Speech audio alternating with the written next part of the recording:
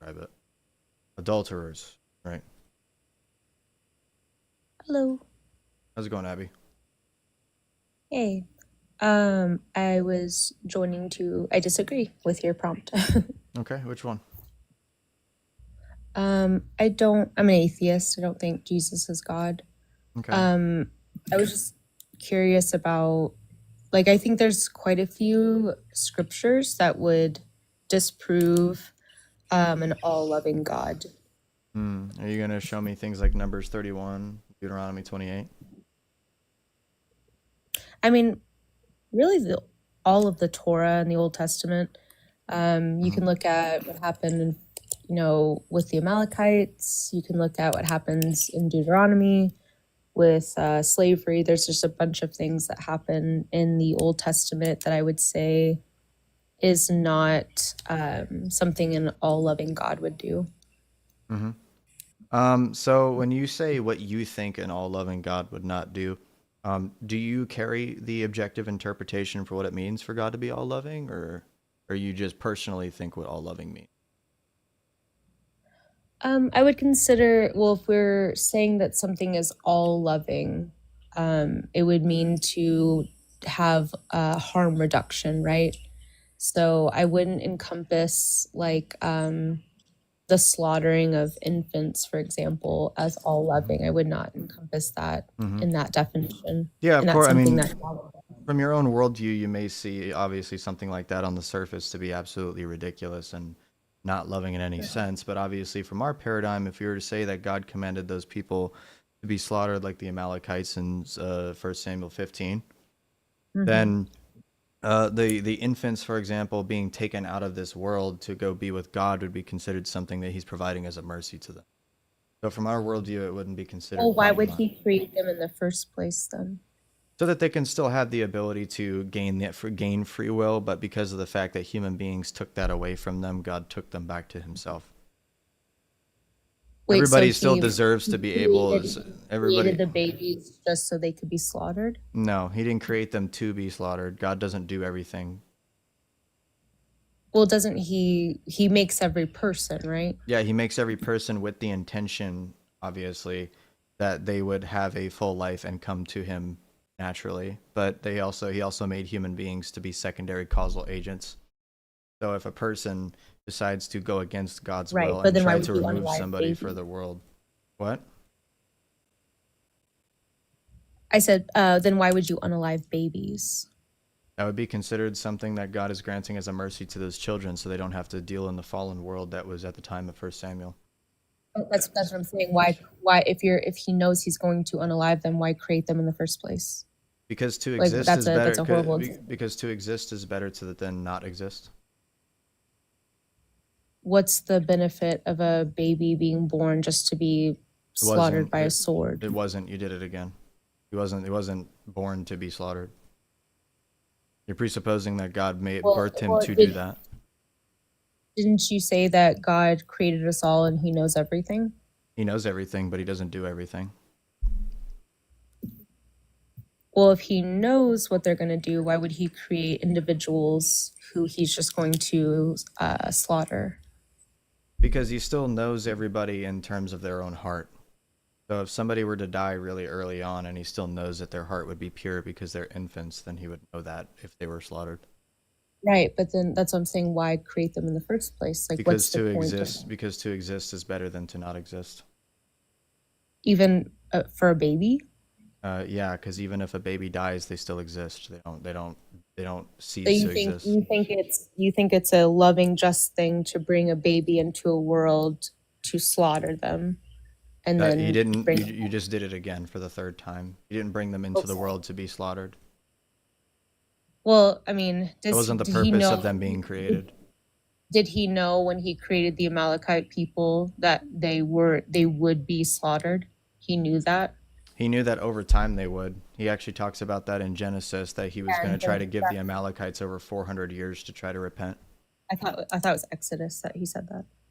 I think it's in Genesis, slightly after Abraham's time. I thought because I thought the Amalekites. I thought it was the reason that the first Samuel they slaughtered the Amalekites was because of the Exodus. the Amalekites attacked the Israelites coming out of Egypt. I thought Yeah, that's yes, but in Genesis, when it's talking about those people still existing, that he said that he would give the Amalekites 400 years to repent of their sins before casting a judgment on them. right. So he knew that they were going to, he knew this was going to happen, Mhm. and he allowed it anyway, and then he killed them, or sorry, unalived them. Yeah, and That based doesn't on seem very just. again, like what would be your standard for determining what's just and what's not? I have a standard for that. Yeah, just basic empathy, logic, Basic reason. empathy and logic. Logic proves morality.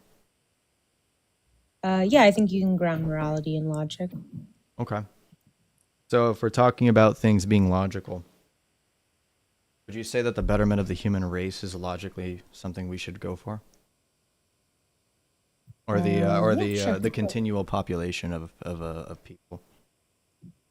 Yeah, well, because if I'm looking through my worldview, naturalistic worldview, if there's no arbiter, like no mind, like willing everything, Yeah, you're it the makes arbiter of truth. much more sense.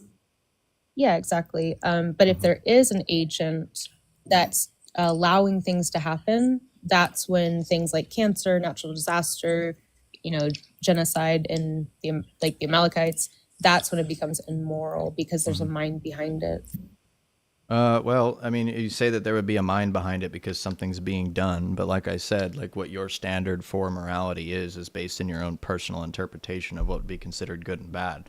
And your earlier thing that you said that would quote unquote disprove God being all loving, disprove meaning that it would be objectively false. You're giving me your subjective interpretation on what's good and bad. Wait, sorry, one second.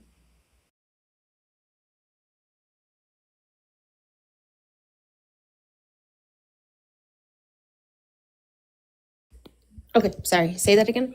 Yeah. So the original claim that you made when you came up here was that you believe that you can quote certain scriptures that objectively prove that God is Hmm. not all loving, meaning that there would be something, a fact that's independent of your opinion that would show that that thing would be the case, right? Yeah. Okay, so Yeah. but then you just admitted that your entire morality is based in your own personal interpretation. So then how No, does that no. follow? I said you can do it objectively. You can ground it in empathy, and in logic. How do you know what's considered empathetic and what's not? Does everybody have the same Uh, understanding of what's empathetic and what's not? yeah, based on moral Really? discourse. So, yes. Moral So discourse? yep, when you have two agents that are engaging in a moral discourse, the not the ability to not impede on someone else's like free will or their well-being is going to be beneficial for all, and everyone universally does not want to be no one universally wants their will taken away from them. Yeah, nobody Does wants that make their will. Yeah, sense? nobody wants their will taken away from them. But Or what to if like, some? or But what yeah, if somebody's will? What if somebody's will is that they want to basically unalive people?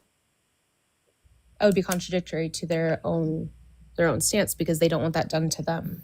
Yeah, but how would that be a contradiction? That would just be hypocrisy. That's not a contradiction. Well, no, it's contradictory because they're acting if That's not they're a. It's not a contradiction. It's not a P and not P. well, yeah, because if they're doing something to harm someone else and they think that's the morally good thing to do, but they wouldn't do it onto them. They don't think it's morally good. They just don't care. Their will is that they want to unalive people. So Well, then then they they'd be don't care wrong. that. Again, under whose authority? Objectively, I think that's wrong because you're What do you harming ground the people. What do you ground the objective term for that in? Again, in empathy and But harm different people, reduction. yeah. What the harm principle? You're gonna go with the harm principle argument? I'm not familiar with it, but maybe. Sure. Yeah, you're saying harm reduction, right? Do you believe that what the Yeah. definition of harm is has changed over time? Um, Possibly. I would say that And overall, I would say that suffering or harm onto someone is pretty consistent. Okay. Something that you don't, something, an action you don't want done, you don't want to have done to you, or Uh-huh. yeah. And so, regarding the harm principle, when we're talking about things being, for example, harm versus helpful, right? Over time, that has changed in human history, and that's undeniable. That there are things that used to be perfectly fine to do because they believed that they were more helpful than harmful back then. And then nowadays, there are certain things that are now considered much more harmful than they were prior. And you're saying that we can ground things being objectively incorrect in a changing, mutable standard, right? Is that what you're saying? No, because I like The to harm lay an principle is example changing. out, I would say no, I would say that it's consistent. It's not consistent. You can literally label any type of thing that used to be morally admissible back in the day where everybody Well, agreed that I would things say would be that going was that way. morally incorrect. Yeah, I Yeah, would to say what they were standard? more to the objective standard I'm talking The about. modern standard? No, just objectively harm reduction. Even it doesn't matter at the Harm time if that's the people thing were in question. engaging. The thing in question is the harm principle. You're saying that you're using harm reduction. I just told you that people back in the day universally used to agree on different things being harmful that are now harmful today. Right, and I would say they were wrong. Like that, On what just because standard? it doesn't Yeah, appeal yeah, to yeah. What standard? a society back then. And what is this static, unchanging moral principle that you are appealing to?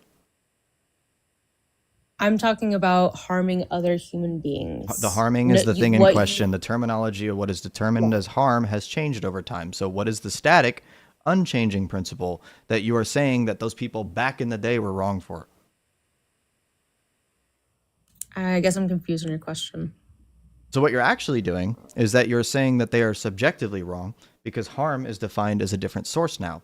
The what is considered harmful is not what was considered harmful by everybody back in the day. And I'm asking you because you're saying, no, those people back then No, even were no, no. objectively Okay, so wrong. like, yeah, so like for example, if we looked at something like slavery, Hmm. although back then maybe that's something that they would do, I would say objectively it was wrong then, it's wrong now. Even if at the time it was something they engaged in, it Again, was but people morally didn't think that wrong. though back then. They thought it was more helpful than it was harmful back Yeah, then because it was yeah, economically right. And I'm supportive. saying it's wrong. hmm Yeah. So then what? So I'm then saying what it's is the wrong. what is the yeah? What's the static, unchanging standard you're appealing to? I'm sorry, I'm not confused. Yeah. What's this objective standard, this objective, unchanging standard that you are appealing to determine that the people in the past who determined what harm was are The incorrect? harm. The harm? Because harm was being done to, yes, That's because the harm is thing in being like, that's the so thing for in example, question. yeah, so for example with slavery, we'll just take that as a standard. So, back in the day, people engaged in slavery. They thought it was okay, morally okay. Obviously, I would say they were incorrect. It was harmful. It harmed people then like it would harm people now. So the harm remains the same. Owning someone as property is harmful to that human But being. back in the day, So that the people universally accepted that it wasn't harmful, right? it doesn't matter. So then what Yeah, is but that the doesn't unchanging matter. harm principle that you're appealing to? Where is this? What is that grounded in? I'm saying, so do you think slaves back then were not harmed? Asking me that question is not. We're not going to get away from this topic because that's No, completely I'm irrelevant to trying to what I'm trying understand to what ask you're you. saying. No, I don't follow the harm principle. I don't follow the harm principle because the harm principle changes. So that's a changing standard. That's my problem. Is that you're saying that it's objectively wrong because they harm people, but harm itself, Yeah. the what is considered harmful universally has changed over the course of human history. So then you're saying the No, objective that's standard what I'm saying. can change. I disagree with that. I disagree So with then that. what is I think what that is the like unchanging standard that you're appealing to then? Where is this supposed true harm? Where do you get it from? okay, I'm trying to break it down to an example so we can narrow it down. Do you agree that I no don't. matter The the agree, me time, agreeing with you doesn't fix the hold on, definition. I'm trying to ask you for I'm a just trying to, grounding for I'm what trying harm to, is. I'm trying to lay it out for you. You're just asking me questions. Um, That's not laying it out. I'm asking you to actually tell me what the source is and what the actual standard that you're appealing to is to determine the static thing that you're judging the people in the past for committing. human beings, a human, an agent or humans, when you're impeding on their well-being. And Period. yeah, and That so that throughout time, consistently, whether it was back then and you were a slave and it was acceptable to be a slave, that person was still harmed. In today's time, the same thing. If they were a slave, that same harm would be done. That harm did not change. They were still, their well-being was infringed upon. yeah, So that harm did not change. yeah. So the standard of what is considered harmful, according to people, has changed over time. So when what you consider well-being That's what I'm has saying. It changed. hasn't. So what has hasn't. changed? I'm Yes, trying it to say has. What is hasn't. considered well-being has changed over time because different people believed different things about what is considered a well-being of a person. Universally, Wait, people used to do you believe that certain things agree? were perfectly fine. Do you agree that do you agree that people can have subjective opinions about things? It doesn't change the objective truth of harm. I don't believe that the objective truth of harm, if it's not grounded in something that's transcendental to human beings itself, that it's possible to have that objective standard. That's my argument. Because all you have I'm to do, saying because that you're just you appealing to your you own can ground definition it. of harm. No, What if somebody, yeah, let me put it like this. What if somebody comes to a different conclusion about what harm is to you? Then what? I would say there's a standard. I'm trying to think of a good definition for it. Anytime that you are acting on someone or infringing on someone's well-being, Okay, just cool. So if period, somebody comes against up their with a will, different, if somebody, would- yeah, if somebody has a different okay, definition of what harm can we is, agree? Can we agree that universally, every single person's going to have a threshold me of agreeing where with you you doesn't are change. going to? No. Me agreeing with you does not help the argument at hand because this is I'm referring just to the trying actual standard for it itself, not whether or not I agree with you. It's the standard. So you are saying I'm that you asking gave me you. your definition and your standard for what harm is. I'm telling you that if somebody came to you and gave you a different definition of what they think harm is, what if they think that harm is only to me, but I can do whatever I want to other people? What makes them incorrect? Because they would be they would be Harmful? contradicting themselves. No, it would be contradictory because It would they be would a not want that hypocrite. done. It wouldn't be a They would contradiction not because want it. it's They not a would not want it done. do you understand what a on them. logical contradiction is? Yes, P and not P. So that's not a P and not P. Saying only for you and not for How me is is it? not a P and not P. That's just that's hypocrisy. Okay, fine. We can. Fine. I'll grant that. Okay, so what's wrong with the- being a hypocrite? Well, it wouldn't. It wouldn't. It's not harmful? No, it's just. Let me think how to say this. If you impede on someone else's well-being, and you harm someone else, yet you do not want that done onto you, that to me is you're contradicting yourself in your worldview because you are not. If my worldview states that my morality only matters to me, how am I contradicting myself? Say that again. Sorry. If I say that my worldview is that I only care about what happens to me, that's my worldview. How am I contradicting myself? Because you are. I only care about myself. Well, if you only care about yourself, then but you don't want that done onto you, correct? If you only care about yourself. I only care about what happens to me. I don't care about what happens to anybody else. Yeah, but that's my worldview, though, is that I only care about what happens to me. Nobody else matters. That's not a contradiction. That's not a P and not P. That's just me being a hypocrite. So then what's wrong with me being a hypocrite? Wait, sorry. Can I I'm getting a little lost in the conversation. Can we bring it back to because we're talking about why I think your God's not real. Yes, and I'm showing you why your standard for morality saying that my God is not real because he's mean doesn't work. Okay. You're literally saying if God real, why God mean? That's your argument. No. Yes, it is. I'm saying that if you well, let's just like lay out examples here. Mm-hmm. Do you think it's just? It doesn't matter what I think. I'm asking you about the standard. Well, I'm just asking a question to clarify. Do you think it is a just thing to unalive children? If there's specific cases in my paradigm where that person, for example, would receive eternal life for being taken out of this fallen world, yeah. Because they would have eternal life in the world of no pain whatsoever. So you think it's okay look, to you see me unalive yeah, look at that. You see that W reduction that you just did? You trying to get a clip or something?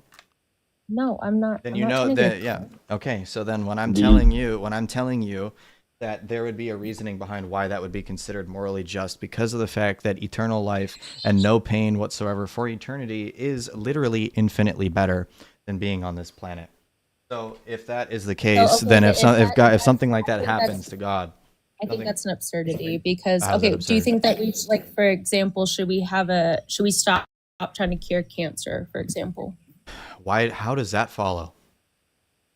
Because if you think that it's a better solution for children who have cancer to be unalive because they go to a better place. No, because you don't understand our position. Our position is that you should strive to stay alive because of the fact that you find salvation in Jesus Christ and that he still provided us this world to live, have children, for example, get married, have friends, all of these different types of things, to understand things before going to heaven. So with that being said, if there was somebody being taken out prior to that, that doesn't mean that everybody should just basically stop trying to stay alive. That doesn't follow. But you just said that it's okay in some cases to unalive children because they go to heaven. Yeah. So the reason why that I said that is because if those children, if for example, if God knows that those children basically were going to have horrendous lives, or that they were going to basically repeat the same cycle that the Amalekites were committing for hundreds of years, that then therefore bringing them to heaven, because to exist is to be better than not to exist. How many times do I have to tell you that? So, wait. So you think that? So in your worldview, it's your God's perfect plan is I'm going to create these beings because it's better for them to literally exist on Earth for a year or however old those children were. He doesn't create them to stay alive for a year. He doesn't create them to stay alive for a year. He doesn't create them so that they die early. But doing it again. But he knew he was going to unalive them. He said it back in Exodus. And just because he knows that something like that is going to happen doesn't mean that God actually wants that to happen. But he does things according to the way that humans act. So he does things that he doesn't want to do? He does things in terms of the state of the affairs of the world. So the way that he treats people is based off of the hearts of those people. What? How does that follow? If he's all powerful, wouldn't everything go to his will? Everything goes to his will. And so if he does something that is considered just permissible for the time, that is going towards his will in the end. That doesn't mean that everything that's ever done. What does it mean? Or a means to an end for him? What? I mean, his will is to basically combine heaven and earth together and everybody live in harmony in the eschaton. So if his plan of having to commit these acts to the creation based off of the hearts of those people is something that he has to do in order for these people to understand.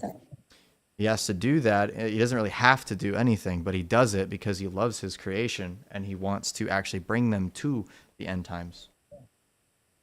So he loves his creation so much that he creates them to slaughter.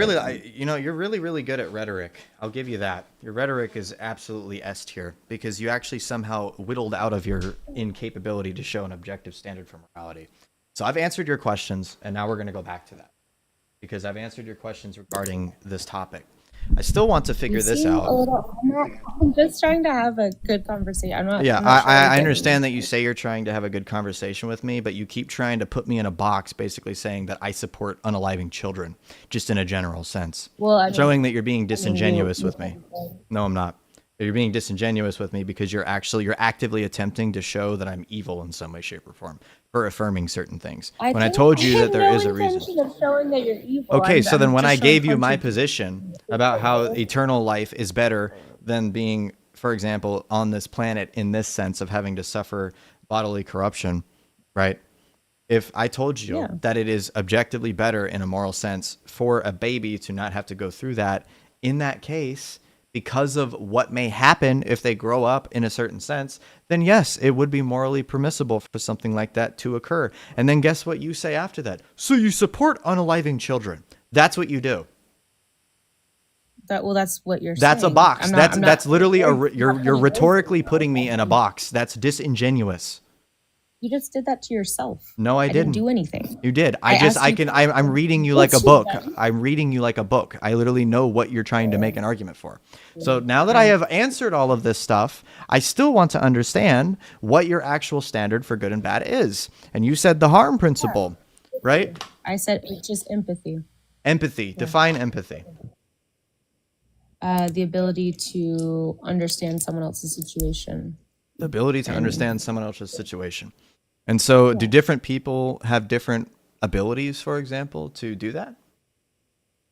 Yeah, I would say some people are more empathetic than not. Okay, so empathy is also subjective? I'd say there's levels to it. Like some people engage in it more than others. Yeah. So like how much do you need to have for you to be objectively right? To be like the most objectively good. Yeah. What like how much empathy do you need? Like what? Like 60, 70% empathy? I would say I don't know if there's a percentage to it. I would just say that to be like the most empathetic would be to do the least amount of harm onto anyone. And harm has changed over times in terms of the principle and what it actually means for you to harm somebody. Right? Because yes, it has. You saying that hasn't changed is absolutely ridiculous to say. Because back in the ancient times, what is considered harmful, like for example, torturing somebody to get knowledge from them about like different like armies or something like that from the military, where people would equally as harmful as it would be today. It's for the well-being of the nation. I don't agree. I think what's your standard for that? Because it's impeding on their well-being. Why should we follow that? Because it's the betterment for society. If we went around, this is never ending. Other people, this is an infinite regression. Why should we go for the betterment of society? I don't know why you're getting so frustrated. I'm just because you're being disingenuous with me. I'm normally pretty calm. I'm really not being disingenuous. Okay. I'm trying to have a very honest conversation with you about my, moral standards and the critiques of your worldview. Okay. I just feel like you're getting a little icy. Fine. I'll be a little bit quieter. So in terms of, you say for the betterment of society, why should we strive for the betterment of society? Because I think that it leads to the best outcomes. How do we determine what the best outcome is? Well-being, like a life preservation. And you just went in a circle. And now you're back to square one again. You went in a circle. How did I go in a circle? Because the first thing, the first thing when you defined empathy, it was to seek the well-being or to understand the situation of a person. Why should we do that? You said it's for their well-being. So now you're back to square one. So what's the standard? That's just what empathy is. I'm confused how that's circular. Yeah, because you said empathy is the ability to understand somebody's situation. And I said, why should we do that? And then you said, because it's for their well-being. Yeah. So why should we strive for people's well-being? It's for the betterment of society. Yeah. So no, hold on, because I have the clip for this. You said the well-being of people. First off, so you're clipping. I'm streaming. I'm literally streaming. Okay, that's fine. So everything's recorded. That's fine. Okay. It's just funny because you said I was clipping. I'm literally just Because the way that joining lives you're for asking me questions conversation. seemed like you were trying to get me to affirm something, to be like, I'm oh, not. Christian I don't affirms have. that children unaliving is okay. I Look at this. don't have socials. I don't post things. I literally just join lives to have conversations. Okay. That's So let me keep cool. describing the circle here. The well-being Right. of persons. That was what you said in terms of why should understand what people want. So then you said for their well-being. I said, why should we do that? You said for the betterment of society. Why should we strive for the betterment of society? Because it's the best outcome. How do we determine the best outcome? It's for their well-being. No, I said for life preservation, like Life for the why continued. why should we support life preservation? I think it's just an innate. It's instinctual that we want to What's your argument for that though? live. Because that's a claim. That's an awesome claim. I would say it's intuitive. I'd say it's Intuitive. evolutionarily intuitive. Evolutionarily intuitive to that, stay alive. we all like. Yes, I would say that universally we have a drive to want to stay alive and also want to. I want to stay alive. I agree. Yeah. But why should I make Right. sure that everyone stays alive? Because it's the betterment for you, and for if you want to stay alive and we live in social structures, you need the social units around you to also thrive. We are not individualistic creatures. I mean, there's plenty of situations So of you people in think that history that there's plenty of people in history that don't follow that. This is a circle. There's people that live in the woods their entire life. Yeah, I would not say that that's something that's not going to be like sustainable or have longevity. What's your argument Like for that? the only reason that evolution, Evolution. as Homo sapiens, the way that we survived is in social structures. That's like our key component is tools and social networks. That's how we survive. Yeah, and that's how we determine our morality, right? We need social structures to even procreate. And so, would you say that if we were to, for example, enact something that would make us evolve further, that we should follow that? Say that again. Sorry. Yeah, should we, like, if there's some form of like way that we could make evolution occur faster, right? Do you believe What do that you mean morally we should evolution? move towards that? What do you mean? Yeah, What so do you like, mean evolution? well, because you made the argument that morality is something that we can ground within evolution now. So if it's something that we can ground within evolution, why should we not have breeding programs? What do you mean breeding programs? Yeah, like Sorry. like basically breeding programs where if somebody's born and like they're mentally disabled, we just unalive them. Oh no, because I don't think that's advantageous for anyone. What? Why? Why not? Again, that's because it's causing harm. That's my whole thing is harm reduction. Harm. You're harming a moral agent. But then in that case, you know, like for example, wouldn't it be evolutionarily better for society if we were to only breed the strongest human beings? No, I disagree. So we should leave the weaklings.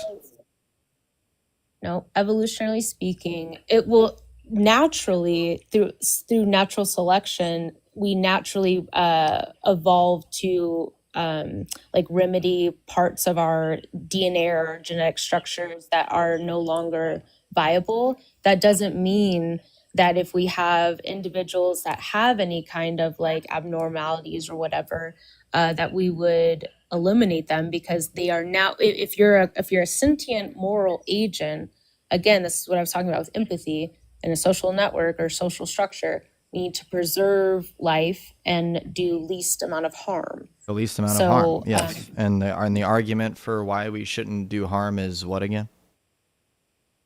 I'm going to show you this. Because. Go ahead. What? Yeah, what, like, why should we not harm? What'd you say? Yeah, why should we not harm? Why should we not harm other people?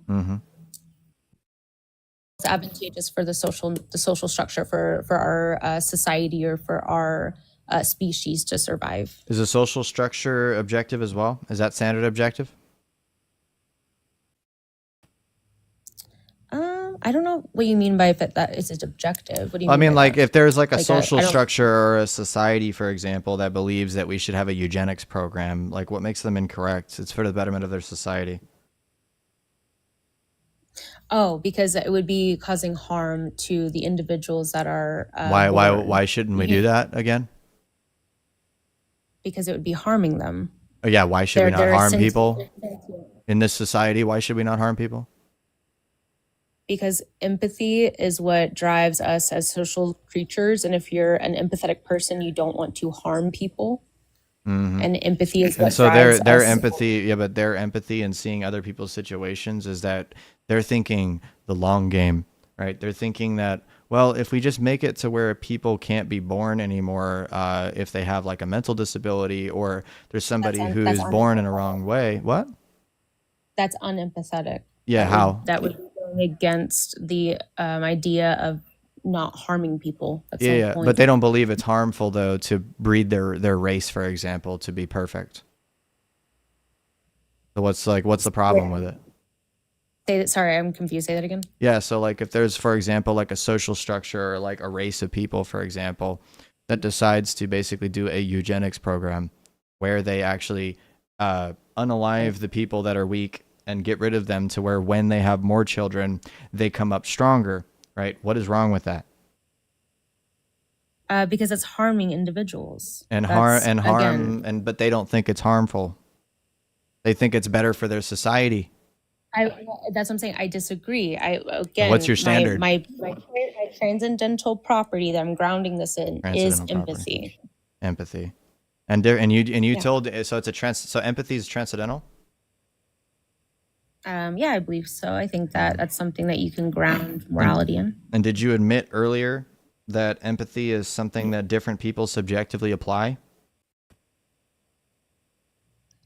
No, I said that there's like levels of it. Like people can engage Levels of within empathy? empathy in different levels. It doesn't, yeah, but doesn't mean that the like empathy in of itself is like a subjective Yeah, thing. but how do I you think know that like how do you know what the true unadulterated perfect amount of empathy is compared to somebody who's doing it terribly?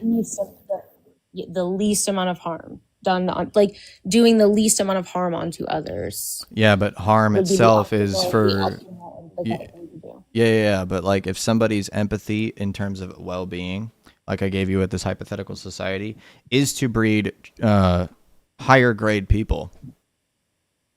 That's their empathy. They're thinking about the future people.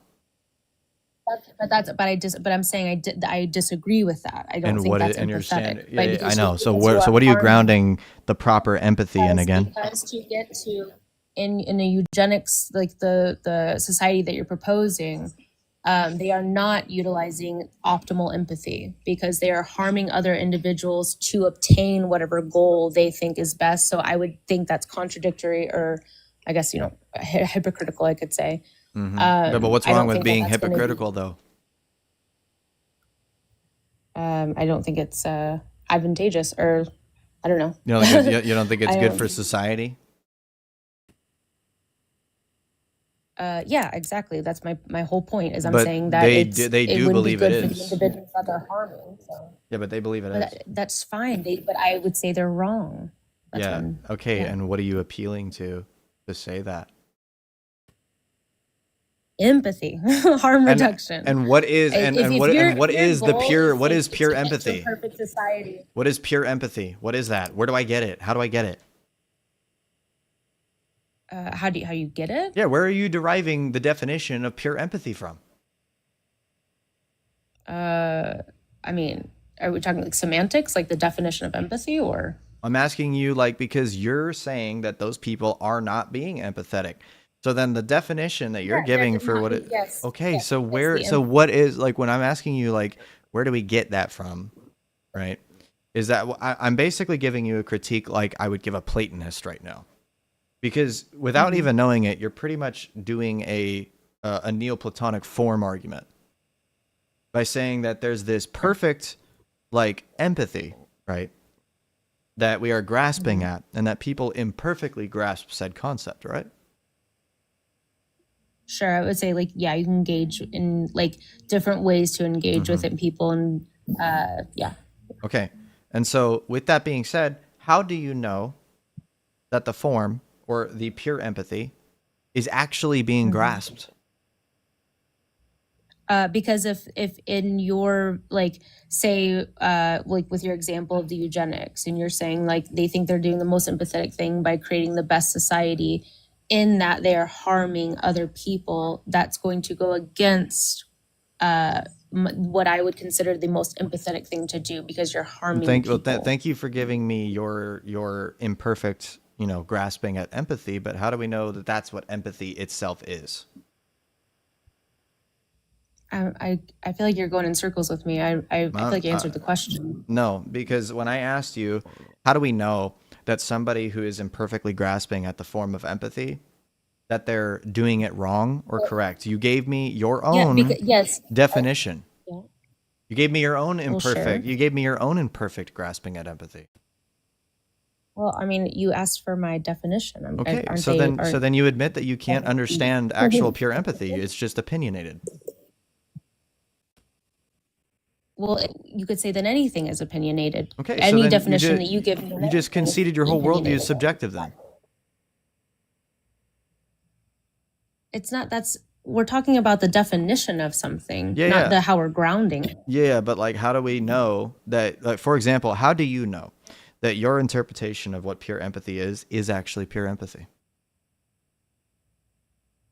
Okay, let's just pull up the definition of empathy. I mean, I don't care what other people also define empathy as. Do you not understand my critique? Well, I mean, no, I guess I really they also have imperfect definitions of empathy. Different people have different definitions of what it means to actually be empathetic. Different philosophers throughout time have made different arguments for what it means to be empathetic. The Stoics with virtue ethics, right? Mm-hmm. In terms of, or like the hedonists, for example, empathy was to give somebody the most pleasure possible. So again, where are you getting empathy from? Well, how do you know that your definition of empathy is actually the true, pure, unadulterated empathy that you ground everything in? So, okay, we'll just take it down to the basics. Empathy just being the ability to understand and understand someone else's experience, right? That's the thing in question. How do you know that is the pure empathy? I'm so confused by that question. How do you know that that's the purest understanding of empathy? What if somebody posits an entirely different understanding of empathy? I think someone can be wrong. And how do you know that they're wrong? Because if their definition of empathy encompasses harming anyone else, I would say they're not engaging in the in true empathy, because they're harming somebody else. The person that's making, so you're making an argument that empathy necessitates that you have to reduce harm, right? Mm-hmm. How do you know that that's what pure empathy is? Sorry, ask that one more time. How do you know that your definition of empathy is what pure empathy actually is? I don't know how else to reiterate this to you. I feel like you keep asking me the same question. Yeah, because you're not answering it. You're just saying, I don't understand the question. I've answered it a million times. You gave me a definition. But that's what you're asking me for. And that's the thing. And that's the thing in question, though. How do you know that your definition of empathy is the pure empathy that you're mapping that onto? It's a very simple. This is why Plato went insane. This is the reason why Plato went mentally insane before he died. It's the most logically consistent. Like, for example, I would say that Yahweh, to bring it back to why I joined the live. Hold on. To bring it back to why I joined the live, I would say, for example, Yahweh does not engage in empathy. What is your logical argument for it to be logically coherent? You said it's the most logically coherent. So which law of logic are you using, and what makes it the most logically coherent? I'm not using, I guess, like I'm not using like excluded middle or non-contradiction, anything like that. I'm just saying it's consistent in the fact that if it's the true definition of empathy being to, sorry? It's consistent? That's what you mean then? Sure, yeah. Consistent from what?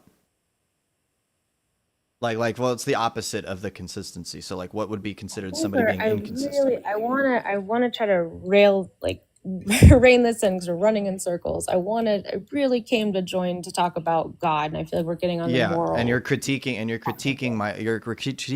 God morally.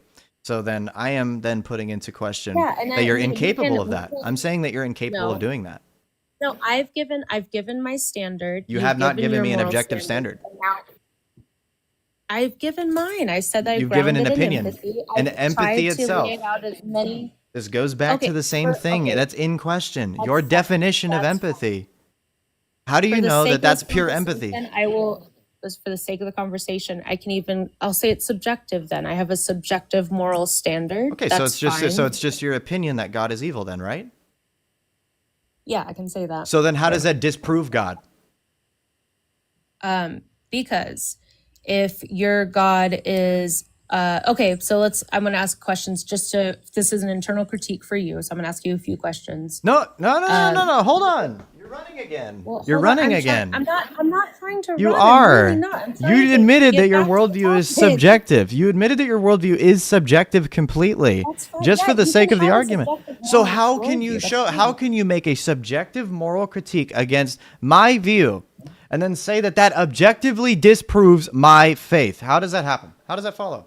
Because I think because the in your worldview in the Bible, the way Yahweh is depicted, being all loving, all knowing, all kind, Yeah.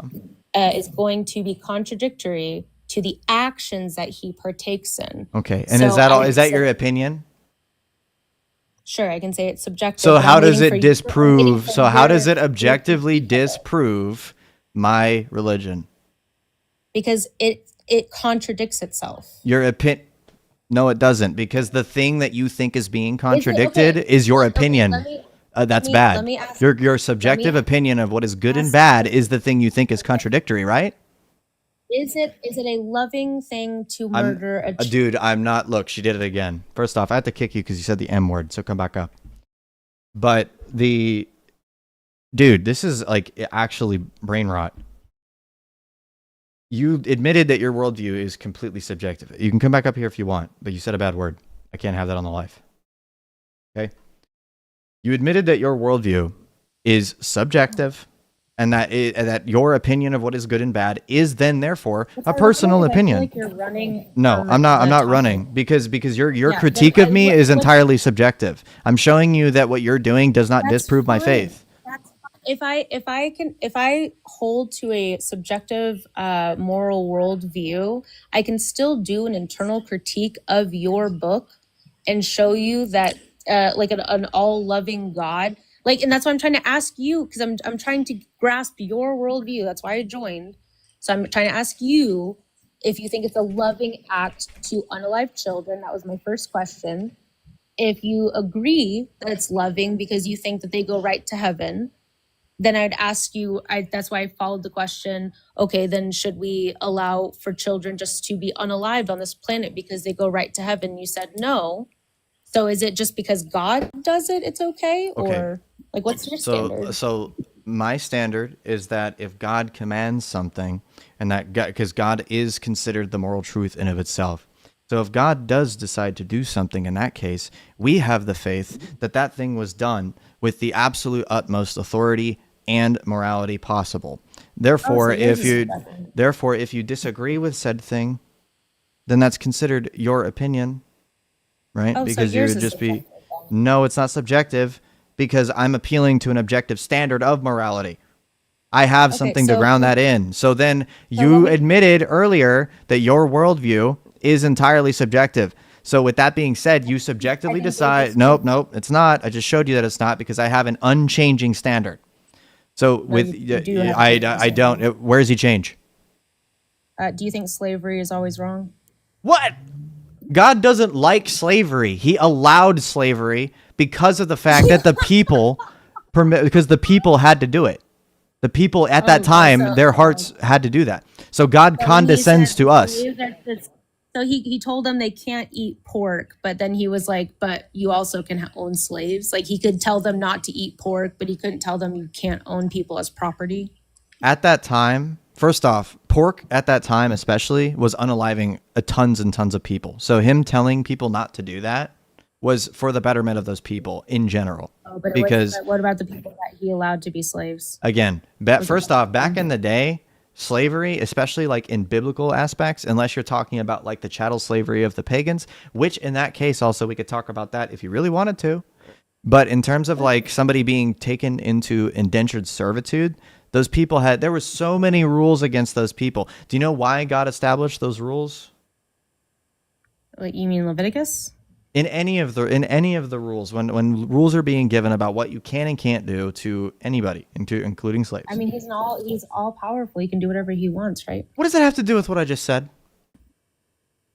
I asked you why he set the rule. I asked you, do you know why he set the rules?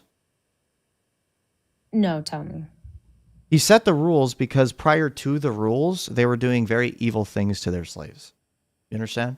So he's he's making it a lot laws are harder. contingent on humans.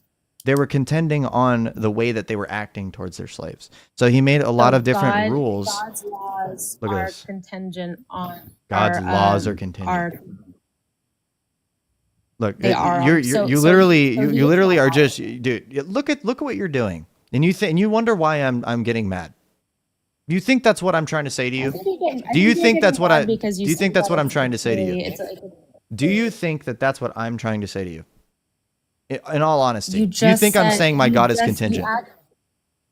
You just said that you asked me why he made the rules that way, and you said it's because of the way the people were. No. So then I said, okay, so then he makes laws depending on people. It's contingent. No. Which I would think is silly for an all-powerful God who can make any law he wants. No, God allowing something for human beings because of the way that human beings are at that time doesn't mean that God morally needs things to be that way. Do you understand? Sorry, say that one more time. So if God allows certain things to happen because of the hearts of certain people, he allows human beings to do certain things because of the way that their hearts are. How does that determine that God changes himself? Because you know anything about metaphysics? Because he said, if you're saying that he gave certain laws because of the way people's hearts are, he also gave laws. Okay, do you agree that people... Dude, the agreeing again. Okay. These aren't arguments. Just asking me if I agree with you on something is not an argument. I'm just trying to have a dialogue with you. If you were trying to have a dialogue with me, then you would actually stick with the thing that we were talking about. Because your critique, you're not understanding. This is an epistemic whole. About the same thing. No, it's not. Because all you're look, even if I were to say, just for the sake of the argument, if I just say, yes, God said slavery is okay. Slavery is okay, just for the sake of the argument. Now what? What are you going to say? Okay, then I would say that's absurd. That's an absurdity in your worldview. Oh. If you think that is it objectively absurd? I don't know if I can say objectively absurd. So you just think God is mean then? It's an absurdity. Yes. If you're saying that an all-loving God at the same time also thinks it's okay to own people as property, and if you whether your world my definition of all loving is not the same as yours. Hold on. That's why I was trying to ask you earlier I was trying to get your standard of morality so I can understand whether or not you agree that owning people as property is good or bad. Because if you think owning people as property is bad, then it contradicts with a God that is all loving who allows that. No, I'm showing you the problem. For the sake of the argument, I am granting you that it would then be considered okay, just for the sake of the argument. Now what? Then I would say that's an absurdity. I would say that's why Christianity is a silly worldview. Because if it takes you to a place where, if it takes you to a place, what's the objective standard that you're appealing to again? If you think slavery is okay, then that's a silly worldview. Thank you for the appeal to emotion. What is the objective standard that you're appealing to again? Because you admitted that your worldview is subjective. I told you earlier that I have a subjective moral standard. So how does that objectively disprove my worldview? I'm still trying to figure that out. Because it's an internal critique. That doesn't. I'm That doesn't. asking. Because if I simply just say, for the sake of the argument, that all loving doesn't mean what you think all loving means in my worldview. If my definition of being all loving is just doing the maximally great option, and the maximally great option, especially at the time of the Israelites, was that they had to do things like that for a condescension of God. If I like, there's a bunch of different nuances to what it would actually mean to be all loving. It's not like one little simple thing that you can reduce everything down to. There's nuance to everything and semantics. So if I simply I just don't say think that that that's there's included nuance in being all owning loving. people as property. Okay. So if I were to say, again, for the sake of the argument, that God is still all loving, even if he permits something like that, how does Yeah, that, I would how is that say a contradiction? I would say that's an absurdity. Again, Because I how? would say that it's there because there is no love, in at least my understanding of love, in owning Oh, human your beings as property. your own opinion again? Do you? It's Then I'll if ask it's you. objectively contradictory with your subjective Can I opinion of love, then you tell me. Do you think owning another human being whether as or property not, is I agree with you or not, that's why I'm saying it doesn't matter for the sake of the argument. it's really weird that you won't answer that question. Do you think that owning another human being as property is loving? I believe that if that person, for example, like, because in our view, right, in the first millennia, that was something that was done all the time in order to get people out of debts. So there's nothing wrong with that. Okay. So you think it's loving in Leviticus 25 when he says the slaves are to come from the nations around you. You can bequeath them to your children for your property for or for life. We're not talking about the Hebrews that are indentured servants until the year of Jubilee. We're talking about the nations around them, slaves for life, chattel slavery. Yeah, I believe it So was better you're for those saying people to that be chattel slavery than to be pagans. okay, that to me is exactly why your Christian worldview is Oh, insane. okay. That And it's what's the that's a objective standard that you're holding to determine that? because I can objectively say slavery is wrong. Oh, with what? Owning people as property is harmful and not a good thing. Oh, and the standard that you're using for that is what again? The subjective worldview that Empathy. you conceded? Sure, it can be. I can say it's subjective, but do you disagree that slavery is always wrong? Do you disagree with that? No, I Because said if you I said disagree it. with I said that, in certain situations, it's fine. then my point is then my point is proven, I and that said Christianity I is a straight no. free will thing. I'm showing you the problem with this. I say for the sake of what's going And on I'm that there showing are you the problem with the situations where it's fine. worldview that exactly. So your Okay, worldview so leads how you to does the that conclusion objectively disprove my religion? You see how this works? because your worldview leads you to the conclusion that sometimes owning human beings as property is okay. Okay, and That to me what's the is a objective reduction standard that of you're the appealing to show that it's objectively absurd? I told you, you keep asking You that. I just said admitted I my have a worldview is subjective. subjective. You just admitted that my worldview is subjective, or that your worldview is subjective. I think No, yours is no, subjective because I'm because appealing to a static, you have unchanging system. Stop trying to run from this. I already no answered in a because very honest manner with you. it is subjective because no matter your worldview changes, whatever God says, you appeal to. So if Yeah, you because think it's an something objective slavery standard. is okay, then you're appealing to a subject He's not a who's subject. Do you determined know what the definition of a subject is? an agent, No, a mind. no. A subject is someone who can be acted upon. God cannot be acted upon. He's not a subject. Wait, so you don't think God is a mind? He is a mind. That doesn't mean that he can be acted upon. He doesn't have any passive potency within himself. Does he have thoughts and opinions? Thoughts and opinions. Okay, so I'm assuming you haven't studied anything on our metaphysics. I mean, On you how we can think laugh knowledge and works. stuff. No, I'm because sure. your critiques are ridiculous. No, I can grant you. Sure, if you want to Philbro it out, that's fine. If you have This a is better not understanding of Philbro. logic, that's It's called fine. knowing my position. No, what I think is absurd is that you're literally arguing that it's okay to own people's property sometimes, and then you're also saying that your God is the utmost moral standard. Yet that utmost moral standard is okay with slavery, and that to you is okay. That to me is an absurdity. Okay, and that's so why I how think does that objectively disprove my faith again? Let's try again. because I think that's an absurdity. You think? I think if you have to say slavery is okay sometimes, Good that's appeal to absurd. okay, good appeal to emotion. So what's the objective standard? I that's it. I feel like I've won that. I think You you won? conceded.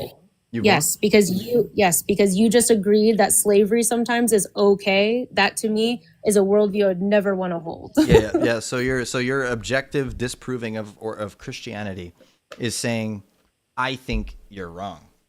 That's your argument? Yeah, I would say that it's contradictory to say that an all-loving God would say you Your also definition can of own all your definition of all loving depends on your current subjective worldview, by the way.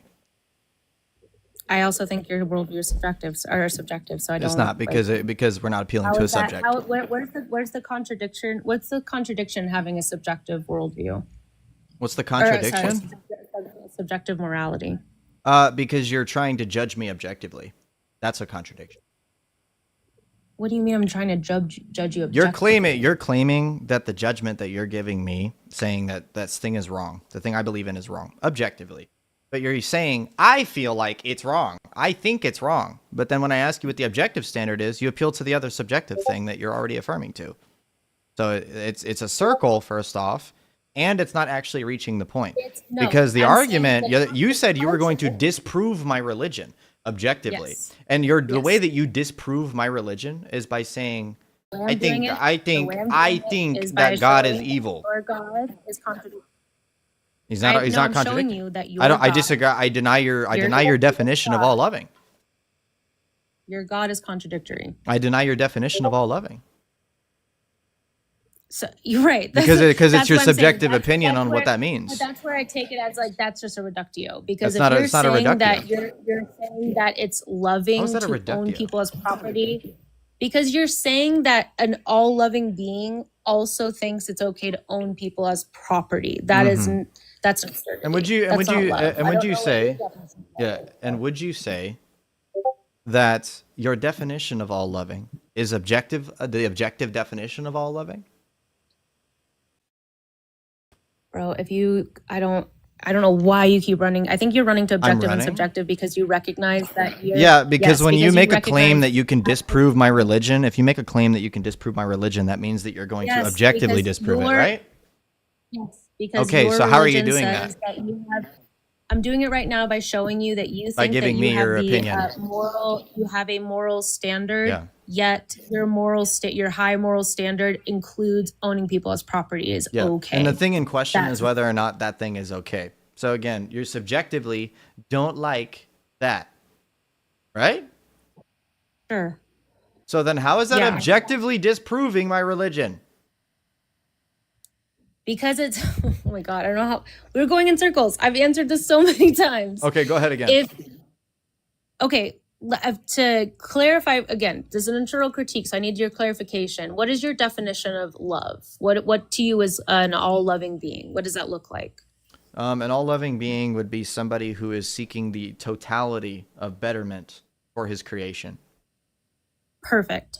And you think that the betterment of his creation is sometimes owning human beings as property to do free labor for someone else, and you can beat them with a rod as an Exodus. You Yes. think that is a betterment. Yes. Okay, there it is. That's the reductio. That's the absurdity. Where's the that absurdity? to me is because that's not that. If you think love is the betterment of someone's creation, but at the same time, the betterment for a creation is them being beaten by a rod and being owned as property, that contradicts itself. That is not the betterment for a human being. That's not love. Period. Again, I don't. and your definition of love is what again? I don't know. I can't definition of love would be just. So you know that that's not loving, but you. What? Oh, I'm trying to give you a definition. Wanting the best for a human being, wanting the best for them, wanting them to thrive. Wanting the best for someone to thrive. Yes, wanting their best well-being. And I would not include that in wanting the best for them. I would say owning them as property and beating them with a rod, like until to the point of death, is not for their well-being. So that would contradict And the your idea and of your love. objective standard for that contradicting love is what? What do you mean? Yeah. So like you said that's your definition for love. Then you say it contradicts what is going Yeah, on. because slavery, because you It's yourself contradicting said, your definition. So what's the you objective said standard? yourself, I'm showing the contradiction in what you said. You said that an all loving God wants the best for his creation, yet your all loving God, you think the best thing for his creation is to, one, create babies that he slaughters. He didn't do that. Allows Look at you doing it slave- again for the 5th time now. Sure. He allows people to be owned as property. He mauls children with bears. Like, Yeah. these are Do you not want the to talk for about that? his Do you want to talk about that? creation. Because you obviously haven't read the context behind that verse at all. If you think that that's what you think that says, this is like some like Reddit tier. Man, This the is some Reddit tier stuff, man. Do you even know what the word "young boy" means? Do you want to give? Wait, are you going to make the argument that they were like young men? Do you know what the word means? Nayar in Hebrew. It's young boy. You want to bet? Sure. Yes. All right. Let me go ahead and show you all of the other sections of the Bible where that same word is used. And I'm sorry, before you do that, well, now you can do that. But while you're pulling that up, whether they're young men or boys, you still think either way, it's the betterment of his creation to have them be mauled by bears for making fun of our prophet? The context behind that verse, by the way, is it says that there was over 42 people. And as we know, these people were pagans who were basically yelling the worst slur humanly possible at him and harassing him. And so they were also contextually trying to get him to worship their God. So God would be considered protecting his own prophet. It says specifically, Dr. Stephen DeYoung, specifically in the book on the book called "God is a Man of War," on page 109, he says, "When the she-bears emerge, then it is not to slaughter children for their impropriety, nor is it to avenge Elisha's honor. Rather, these bears emerge to protect Elisha and to save his life from the ancient Israelite equivalent of a violent street gang. While no total number is given for these young individuals, that the she-bears maul 42 of the number means that it was more than this. Yahweh protects one faithful prophet, and when he is confronted and surrounded by a hostile pagan gang intent on forcing him to offer sacrifice to their gods or lose his life." So you're all loving God who wants the betterment Protects for his his creation. prophets. Yes, he protects his prophets. Protects his prophet by mauling. Hello? Bears, like one of the most brutal ways that you can go. Yes. That's Abby, an all-loving God. would you unalive a group of people breaking into your house to unalive you? If someone was trying to take my life, You'd probably unalive them? is that what you're asking? Yeah, would you unalive them? If someone was trying to take my life, I would defend myself. Yeah, right. But were Okay. they trying to kill the prophet, or were they just making fun of him? Hold on, my mic just died. I gotta plug in my... Said unalive.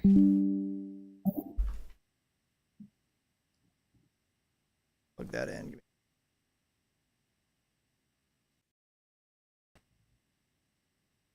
Hold on. Audio is... Hello? I can hear you. Okay, hold on. Which might... There we go. Speak again. Hello? Hold on. There's a little bit of an echo. Yeah, I know. I'm trying to... Okay, how about now? Hello? Yeah, okay. Working now on that side. Let me... Both of my... Sure. Okay, alright. Anyway.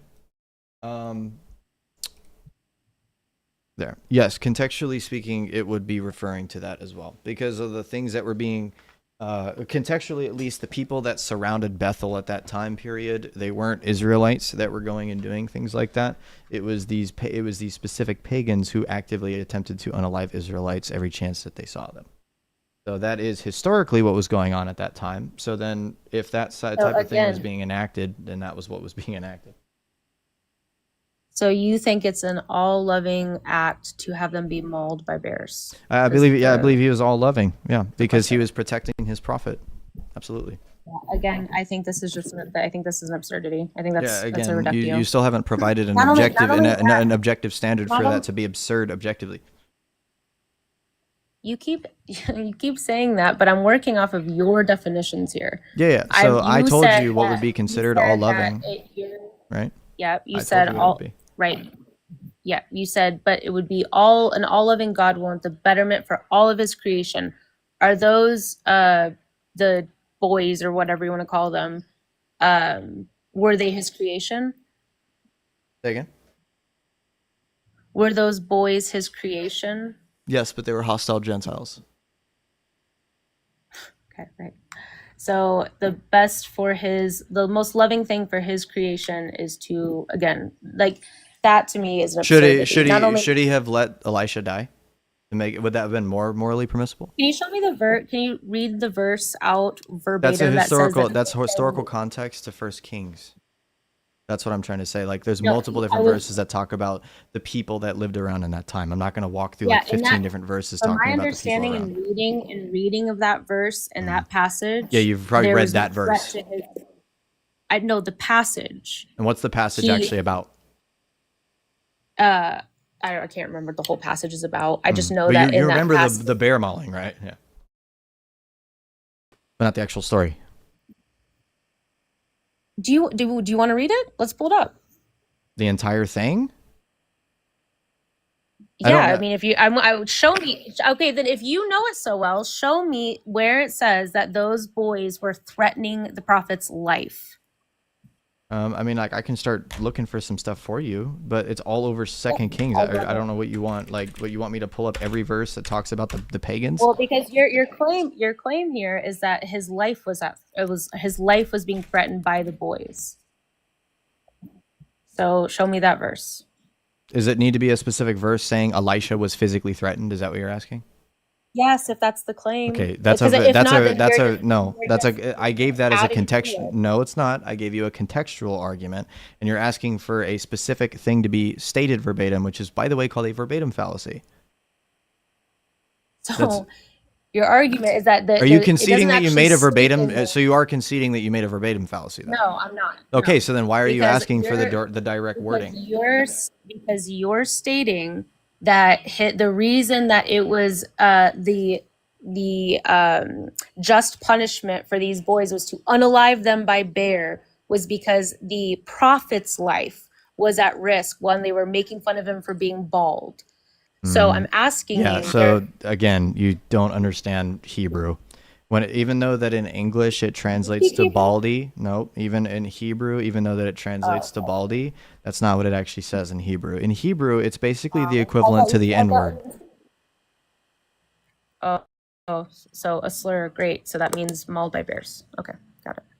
But it doesn't sound like his life was at threat. And you haven't shown me. Let me put you in a similar situation. If 42 people came up to you that hated your race. I'm asking. No. I want you to answer this hypothetical with your morals.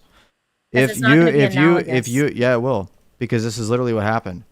If there is 42 people that come up to you, they hate your race and they're slurring at you constantly and pressing you, right? Would you feel threatened by that? Sure, I would not unalive them.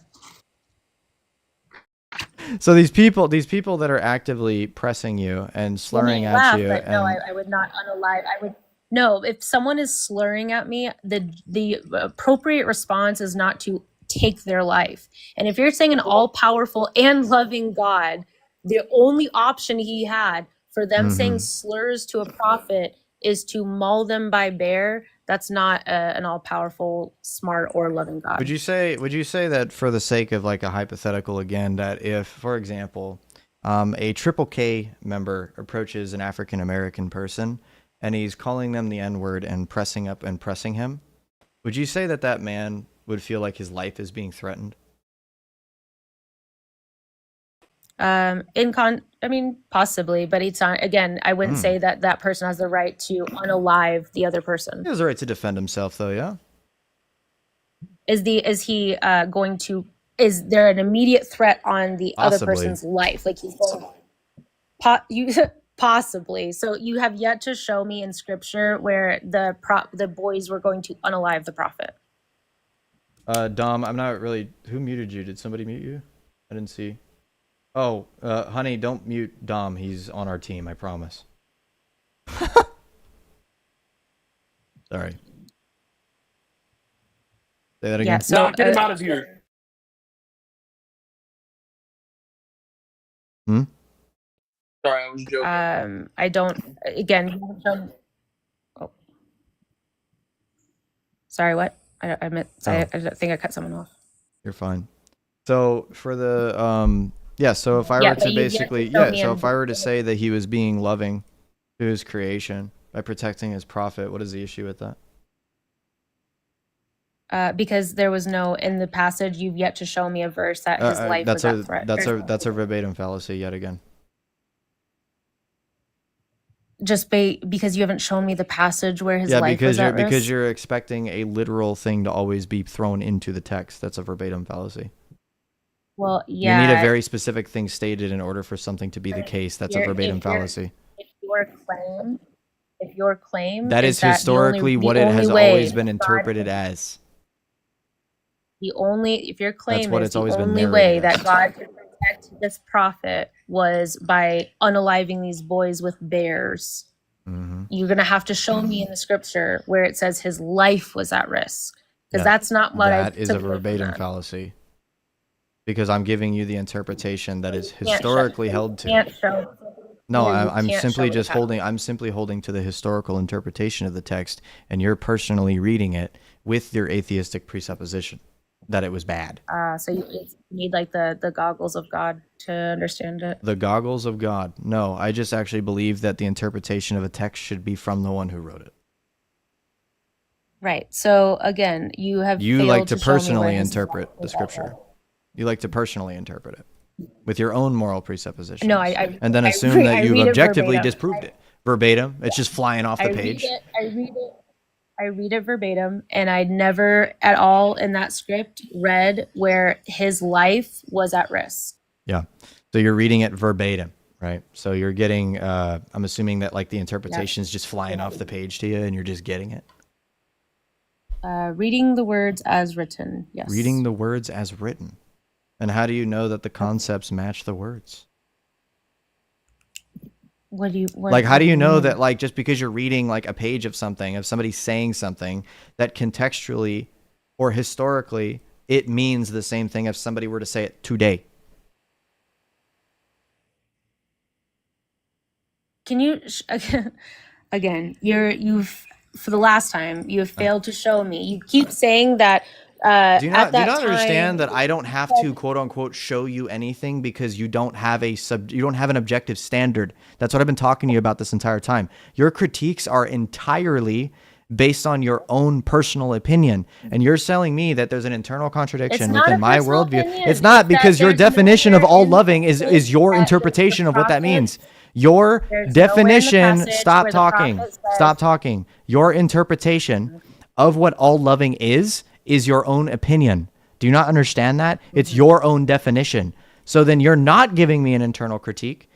You're externally critiquing me with your dumb subjective worldview again. You understand? Okay. Thank you. Again, you have failed to show me. Yeah, just run away from that. I just showed you that you're being disingenuous, but okay, go ahead. What's next? You're a feisty one. Yeah, I don't like disingenuous people. I'm sorry. I'm not. I honestly think you're disingenuous, because this entire time so far, what I've gotten out of your worldview is you think an all-loving God who wants in your words, wants the best for his creation, is also okay with slaughtering infants unaliving children with bears, owning people as property, and to you, that's love because God did it. That's a subjective worldview for one. Your morality is completely dependent upon what God's will is. You don't really hold any moral compass of your own because you yourself said sometimes slavery is okay. Mhm. I'm just going to take that as a complete reductio to your. It's an absurdity in your worldview. No, because would I never believe hold a that that's part of our worldview. worldview as then being loving in those situations. Yeah, exactly. And I think that So what that is your is what objective Christianity. argument to prove that wrong? You still haven't I given it. have You've given me if God real, why God mean. That's been your whole argument. no, I've shown you that your God allows slavery, so he's not a good person. Oh, thank you. So again, this goes back to you admitting that your worldview is subjective. So you saying he's not a good person doesn't mean anything. Because it's you just don't think he's a good person. So how does that objectively disprove me? Honestly, this is exhausting. I feel like I'm going in circles with you, but I feel It like sucks holding to an impossible view. I get it. yes, yours is horrible. The fact Mine's that coherent.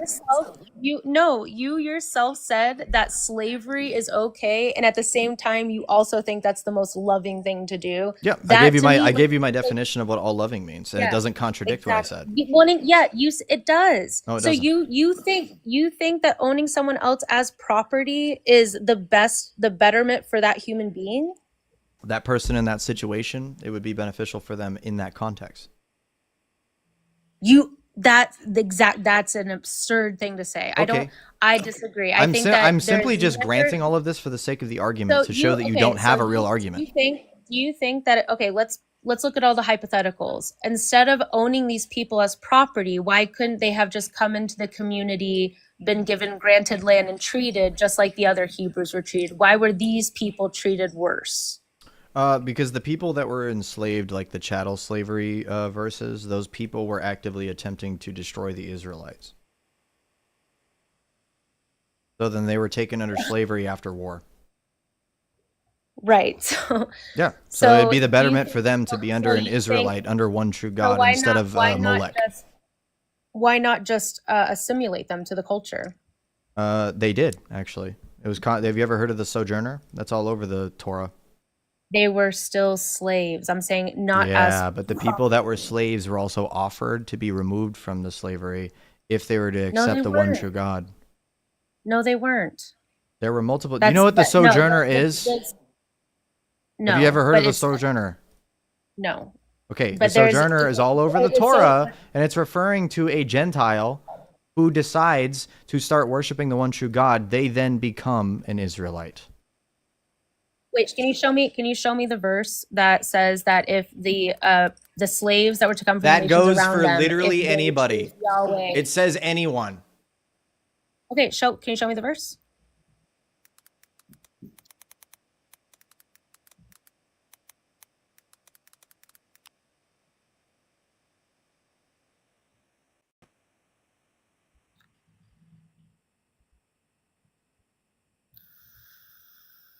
Okay. Got Exodus. I'll read a couple of them. Exodus 22, verse 21 says, "You shall not wrong a sojourner." By the way, a sojourner is a foreigner who is currently in Israel. And any human being is declared as a sojourner if they are a foreigner in Israel. You shall not wrong a sojourner or oppress him, for you were sojourners in the land of Egypt. Exodus 23, verse 9 says, "You shall not..." Oh, it's the same exact thing. Sorry. That's telling to a different set of people. Leviticus 19, verses 33 to 34 says, "When a stranger sojourns to you in your land, you shall not do him wrong. You shall treat the stranger who sojourns you as the native among you, and you shall love him as yourself, for you are strangers in the lands of Egypt. I am the Lord your God." Deuteronomy 10:19 says, "Love the sojourner, therefore, because you were the people that were in the land of Egypt as sojourners." And so a sojourner is literally just any single person that is in the land they of were not Egypt. permanent settlers, but rather those dwelling in the place for a limited time. Mm-hmm. And the sojourner is able to worship the one true God. Hold on. So where is the verse that would say that the ones that were put into slavery would be freed from slavery? Say that one more time. So you're saying treat them, but I'm saying where, well, then it would contradict itself, right? Because for one, you're still owning them as property. In Exodus, you can beat them. Yeah, So you're presupposing that that's you're doing it again. doing, You're just automatically presupposing what? assuming that if it says to love somebody, that disciplining somebody is automatically no longer loving them because of your own moral worldview. You think that, but that's what I'm saying. You think a loving, an appropriate disciplinary action is slavery for life? What are you talking? No, I already just told you based off of like how we have that position. Let me see. Okay. Deuteronomy 23:16 says, "You shall not turn to his master a slave who seeks Hold on, refuge." Sorry. Hold on 1 second. Hold on.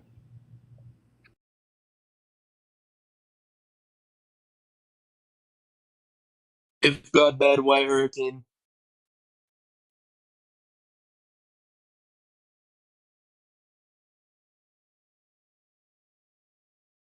I want to read this real quick as well, because God had an interesting stance on the way that slaves are to be kept as well. Because if you look at Deuteronomy 23:16, it says, "You shall not turn to his master a slave who seeks refuge from his master. He shall live with you in any place he may choose among the settlements in your midst. Wherever he pleases, you must not ill treat him." Sorry, I have to go in like just a couple of minutes. Well, So what do you I cut you off. What were you saying? I'm sorry. Yeah, what do you think about this? Deuteronomy 23:16 says, "You shall not turn to his master a slave who seeks refuge from his master. He shall live with you in any place that he may choose among the settlements in your midst. Wherever he pleases, you must not ill treat him." What is it saying here? That you can. I'm not. If a slave seeks refuge from his master, meaning that he runs away from his master because he believes he's being ill-treated, that you cannot return him to his master. What is God saying there? Wait, read it again. Sorry. "You shall not turn to his master a slave who seeks refuge from his master. He shall live with you in any place that he may choose among the settlements in your midst. Wherever he pleases, you must not ill-treat him." Sure, but were there still people owned as property? So do Did you God do you not give agree the that God command to is own allowing people a as property? slave? So do you agree that a slave, or that God is allowing slaves to run away if they believe they're being ill-treated? Yes or no? Sure, I can grant that. I don't think that it goes against the idea that he still gives laws on how to own human beings as property. Like an all-loving being would never give the law of owning another human as property. It would, why not just say all of them get to come into your land and treat them as your neighbor? Why, like he's contradicting himself. No, he's But not. that's literally what he just read. I literally just, bro, Okay, but then why would he this is say ridiculous. in Leviticus and no, hold on. It's not because it's Maybe because your moral standard, like Bryce has been trying to say for the past hour, is flawed, and you don't actually know what all loving would do or be, right. or what it So even you're looks like for the past hour. That's what he's been so trying to exactly, say. that's fine. That's fine. Again, what your your argument is then that it's Can you all repeat what I loving. just said? This about the sojourner, No, No. or sorry, I don't know which one. Sorry, I don't know who said that. yeah, what I literally just said about your tracking issues. I'm not, I'm trying to say what you're stating about like the thing with the sojourner, it contradicts the idea of owning people as property. So I can grant if he said that, that's fine. That I grant that. I also still agree that in the Bible, he gives laws on owning human beings as property. That's the issue here. Okay, Even what if is you're what? Okay, saying what Here's is it? What do the you think hold on, owning people as property means? one sec, Tempo. I just want to put this out there, by the way, because I talked about the Yeah. sojourner wait, being sorry, able to come to God. hold on. I keep getting. I'm sorry. Give me 1 second. I'm getting. Okay, well, I'll read this first real quick. Deuteronomy 23, verses 10 through 15. You actually can see where the rule is instantiated, even though that he is not an Israelite, since he, the slave, came because of the honor of God, after whom Israel is Hold on. named. I'm so sorry. Are you going to be on for a little bit longer? I have to go No, quickly for a little bit. I normally get off at 11, and it's 10:56. Okay. I'll come up another time. I really got to go, but I mean, I enjoyed the conversation. I feel like it got spicy, but I enjoyed it. But I do got to get going. Sorry. All good.